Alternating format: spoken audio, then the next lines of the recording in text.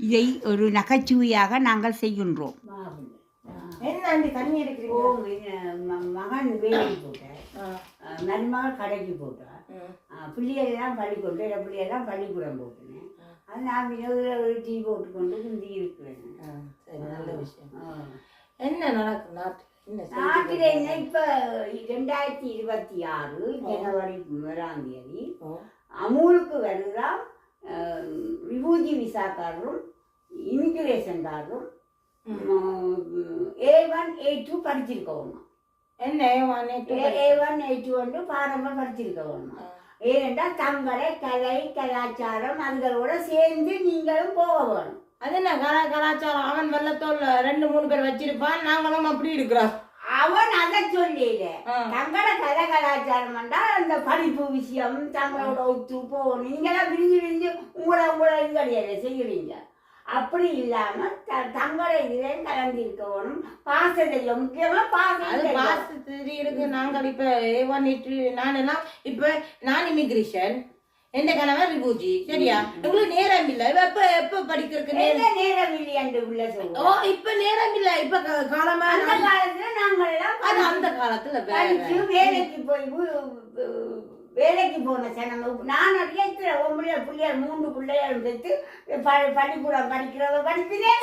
வேலைக்கு நான் என்ன தூரமே காலமே இந்த 2 பிள்ளையார் பள்ளிக்கூடங்கள் விட்டுட்டு பள்ளிக்கூடம் போய் படிச்சுட்டு பொழுதுபோட தான் வருவேன். வந்து அப்புறம் சமைச்சு பிள்ளையாருக்கு சாப்பாடு கொடுத்து நானும் மனுஷனும் சமைச்சு சாப்பிட்டேன். நாங்கள் அது உங்களோட காலம் வேற ஆண்டி. எங்க காலம் இப்ப பாருங்க. நான் இந்த கதையை சொல்றேன். நான் எழும்பி டீ காஃபி எல்லாம் குடிச்சு, பிள்ளைங்களை எழுப்பி அவங்களுக்கு டீ காஃபி எல்லாம் குடிச்சு அவங்கள வெளிக்கிட்டு ஸ்கூலுக்கு அனுப்பி, அதுக்கு பிறகு 8:30 பிறகு நான் திருப்பி வீட்டுக்கு வந்து பிறகு கணவனை எழுப்பி அவருக்கு டீ காஃபி எல்லாம் கொடுத்துட்டு அதுக்கு பிறகு அவர் வேலைக்கு விட்டு அனுப்பி அதுக்கு பிறகு நான் சமைச்சு அதுக்கு பிறகு 11:30 போய் பிள்ளைங்களை கூட்டி கொண்டு வந்து திருப்பி கூட்டி கொண்டு சாப்பாடு வீட்டுக்கு வந்து சாப்பாடு கொடுத்துட்டு அதுக்கு பிறகு திருப்பி 1:30 விட்டுட்டு திருப்பி கடைகளுக்கு எல்லாம் போயிட்டு பிறகு திருப்பி வீட்டுக்கு வந்து செய்யல. அதுக்கப்புறம் போனேன், படிச்சுட்டேன், பிள்ளைகளை பார்த்துக்கிறேன், சமைச்சிட்டேன், கடலுக்கு போச்சுனேன், பெற்றுகளுக்கு போச்சுனேன், எல்லாம் அதையும் செய்தவரானே. அது அவங்களோட டைம் வேற. என்ன வேற என்ன வேறு என்ற அப்படில அது அவங்களோட காலம் வேற ஆண்டி. எங்களோட காலம் வேற. எங்களுக்கு எல்லாம் எல்லா டெக்னாலஜில எல்லாம் டைம் இல்ல.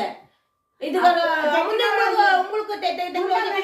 நாடகம் எல்லாம் பாக்குற டைம் இருந்தா அந்த காலத்துல நாங்கள் எங்களை இலங்கைக்கார சொந்த வந்ததுக்கெல்லாம் கடிதம் எழுதுறோம். இப்ப இந்த கடிதம் நீங்க எழுதுவீங்க அங்க எல்லாம் வாட்ஸ்அப்ல எல்லாம் பாக்குறோம். அதெல்லாம் பார்த்து என்ன எல்லாம் பாக்குறீங்க. அந்த காலத்துல நாங்க கடிதம் அதுவும் எழுதுவோம். நாங்க அதுவும் எழுதல. அந்த காலத்துல டிவி 26ஆம் ஆண்டெல்லாம் அந்த வேலை. அது உங்களுக்கு அந்த காலத்துல டிவியும் இல்ல ஒன்றும் இல்லை. இப்ப பாருங்க நாங்க யூடியூப் அது இதெல்லாம் வாட்ஸ்அப் முன்னோரையும் நீங்கள் உங்களுக்கு நேரம் இல்லை. நேரம் இல்லத்தானே. ஏன்னா முழு நாள் கிழமை ஃபுல்லான டைமுக்கு போறோம். பிறகு சனி ஞாயிறு பிள்ளைங்கள் அந்த தமிழ் சோலைக்கு போறோம். சனி ஞாயிறுல கொஞ்ச நேரம் ஒரு 2 மணி நேரம் படிக்கலாம் தானே. மேரி கிளாஸுக்கு போகலாம். மேரி கிளாஸ் அது பின்னர் யார் பிள்ளைங்களை பாக்குது. சரி, அப்படி சனி ஞாயிறு சொல்லி கொடுக்குறாங்க. தமிழாக்க சொல்லி கொடுக்குறாங்க. பிள்ளைங்களா பாக்குது சனி ஞாயிறு டைம் இல்ல எங்களுக்கு. எல்லாரும் சனிக்கிழமை இந்த கிழமை எல்லாம் சனி ஞாயிறு எல்லாம் காலமே எழுப்பி அதுக்கு பிறகு நாங்கள் வேற பிசினஸ் செய்யணும். அந்த நினைச்சால் எதுவும் செய்யலாம். நடக்காத முடியாதோ ஒன்றும் இல்லை. எல்லாம் செய்யலாம். நடக்கும். நீங்கள் கவனம் மண்டைக்கு எடுக்க வேணும். நாங்க படிக்க வேணும். உங்களுக்கு அந்த நேரம் தான் வந்தா தெரியும். எனக்கு 4 வருஷம் இடம் இருக்குது. முழுசுவீங்க 2 அப்படி முழுசாம இருக்கிறது. அட்வான்ஸா நாங்க படிச்சு வச்சு சனிகளை எடுத்து வச்சா பிரச்சனை இல்லை. நாங்க பயப்பட தேவையில்லை. அந்த நீங்க நம்ம மாதிரியும் நான் எடுத்தனா 1998 அப்பவே கேள்வியா கேட்டவங்க 1997 அப்பவே கேள்வி. அங்க இருக்கிற புத்தகத்தை வாசிக்க சொல்லி போட்டான். எனக்கு வாசிக்க சொல்லணும். பொன்சாரியா புத்தகத்தை வாசிக்க சொன்னது எனக்கு வாசிக்க தெரியாது. அப்ப நான் ரிஜெக்ட் பண்ணியாச்சு. அவ பிறகு அங்க இன்னும் எதுக்கு நசனாட்டிக்கு அதுவும் இதுல கொஞ்சம் கூட அவ்வளவுதான். இந்த படிப்பை விட இப்ப உங்களுக்கு இருக்கிற படிப்பை விட கொஞ்சம் கூட அவ்வளவுதான். அப்படி கேட்டவ அது கேட்டு ரிஜெக்ட் பண்ணி போட.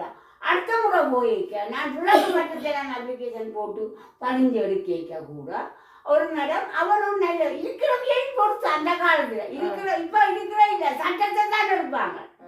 அப்ப இருக்கிறாக்கையும் பொறுத்து அந்த கவுண்டர்ல இப்பதான் எனக்கு விளங்குறேன். அந்த பக்கத்து விட்டு ஆண்டி ஒரு நசில் ஆண்டி எடுத்து கண்ண வருஷமாச்சு. ஆனா ஃப்ரெண்ட்ஸ் தெரியாது, மேன்களோட தான் போவாங்க அங்க போனாலும். ஆனா நசிலாட்டி ஆளுக்கா அது அந்த காலத்துல இருக்கிறவங்க பொறுத்து. அப்ப எனக்கு சொல்லி போட்டா மற்ற நான் பதிஞ்சு இன்னொரு இடத்துல போக அந்த மாதிரி சொல்லிச்சு நான் கேட்டு ஃபோன் பண்ணி நிரப்பிச்சு அவ்வளவுதான் எடுக்க. இப்ப நீ கொஞ்சம் புரோக்கரி அன்னைக்கு எனக்கு விளங்குது நினைச்சு அக்செப்ட் பண்ண போகுது. அப்ப பிறகு ஒரு 2-3 வார்த்தை கூட அழைச்சி போட்டு வந்தேன். முந்தினவா அவரும் செக் பண்ணி கூட அவன் புத்தகத்தையே வாசிக்க தெரியும். எனக்கு தெரியும் புத்தகம் வாசிக்க. அப்படி உங்களுக்கு ஒரு ஆள் வந்தா சரிதானே? அப்படி இல்ல உங்களுக்கு அக்செப்ட் பண்ண மேரிசி மாதிரி அப்ப இல்ல அது சும்மா அந்த நேரம் வந்த மேரிசி. இப்ப அப்படி இல்லை. இது யாரும் அதுதான் அதைத்தான் கொண்டா என்ன சட்டம் வந்தா குடுத்திருக்குது. அது அப்படியா தான் அக்செப்ட் பண்ணுங்க.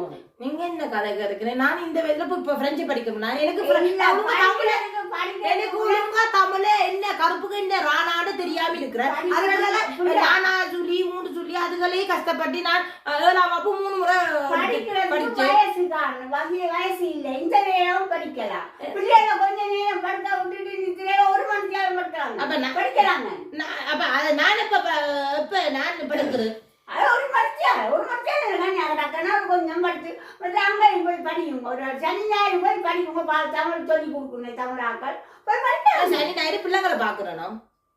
பிள்ளைகளை பார்க்கணும். அது பெரிய வேலை அண்டி இல்லை. என்ன பொறுத்தவரை அது பெரிய கொஞ்ச நேரம் கல்யாண நேரம் இல்லை. ஏன்னா கூட விசா வேணும்னா படிச்சே ஆகணும். விசா வேணுமெண்டா படிச்சே ஆகணும். அப்ப விசா வேணும் தான். அதெல்லாம் கட்டாங்க. ஐயோ உங்களுக்கு அக்செப்ட் பண்ணல, ஐயோ உங்களுக்கு தெரியல உலகம் வந்து கவலைப்படுறதுல யோசனம் இல்லை. உடனே நீங்க படிச்சு வைங்க, படிச்சு சர்டிஃபிகேட் எடுத்து வைங்க.